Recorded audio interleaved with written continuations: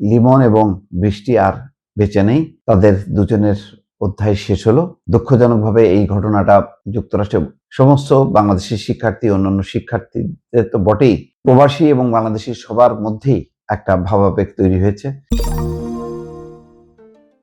দর্শক, খুবই দুর্ভাগ্যজনক খবর। বাংলাদেশের দুই শিক্ষার্থীর করুণ মৃত্যুর কথা নিশ্চয়ই আপনারা জেনেছেন ইতিমধ্যে।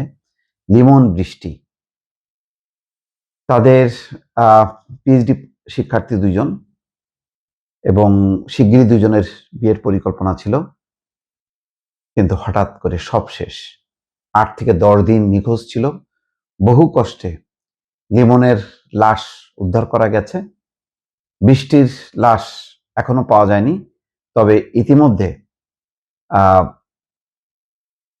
যুক্তরাষ্ট্রের পুলিশ তার পরিবারকে জানিয়েছে যে বৃষ্টিও বেঁচে নেই।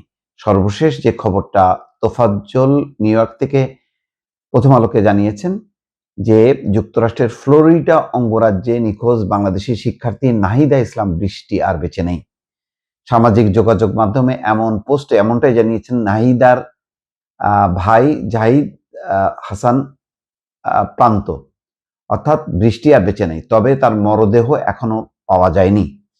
এর আগে শুক্রবার নিখোঁজ আরেক বাংলাদেশি পিএইচডি শিক্ষার্থী জামিল আহমেদ লিমনের ক্ষত বিক্ষত মরদেহ উদ্ধার করেছে ফ্লোরিডার স্থানীয় পুলিশ।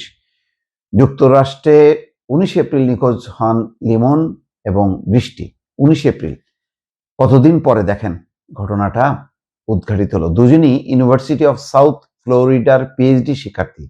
ভূগোল, পরিবেশ বিজ্ঞান এবং নীতি বিষয়ে পিএইচডি করছিলেন লিমন, আর নাহিদা পিএইচডি করছিলেন কেমিক্যাল ইঞ্জিনিয়ারিং বিষয়ে।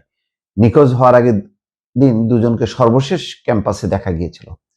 দেখেন, এমনিতেই যুক্তরাষ্ট্রে পড়াশোনা তো চারটিখানি কথা না, মেধাবীরাই সেখানে স্থান পায়, এবং সেখানে পড়াশোনা করতে যাওয়াটা কতটা কষ্টসাধ্য ব্যাপার বাংলাদেশিদের জন্য। সেখানে এই দুই সৌভাগ্যবান লিমন এবং বৃষ্টি পড়াশোনা করতে গিয়েছিল, এবং তারা খুব সফলতার সাথে সেখানে একদম শেষ প্রান্তে চলে আসছিল তাদের পড়াশোনা, এবং এর জন্য বিয়ের পরিকল্পনা করছিল। কিন্তু দেখেন কি দুর্ভাগ্য নেমে আসলো এই দুইজনের জীবনে এবং তার দুইজনকে ঘিরে তাদের পরিবারে।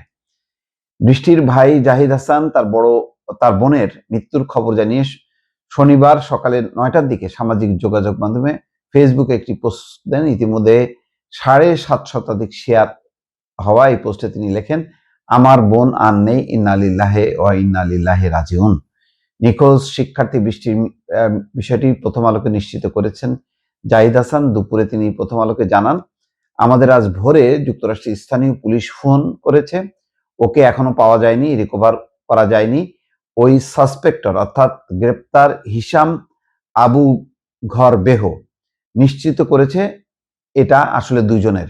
সন্দেহভাজন ব্যক্তিটি আরেকটি বডি আসলে ডিসপোজ করতেছিল, মানে আরেকটা বডি নষ্ট করতেছিল, মানে এমনভাবে নষ্ট করবে যাতে তার কোনো চিহ্ন না পাওয়া যায়।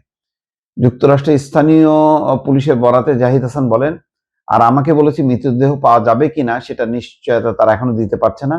সেখানকার স্থানীয় পুলিশ আমাকে ফোন করে এমনটাই বলেছে। কি মর্মান্তিক, চিন্তা করেন।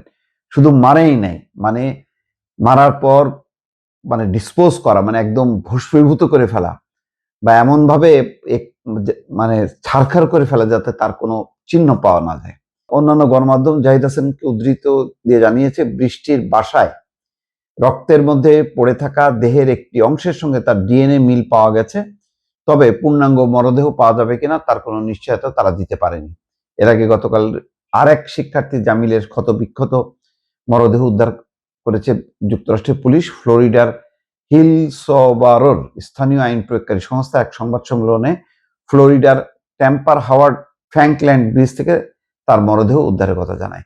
জানি না কেন এই দুর্ভাগ্য, কি কারণে তাদেরকে মেরে ফেলা হলো, কি উদ্দেশ্য ছিল, এটা নিয়ে এখন অনুসন্ধান করা হচ্ছে।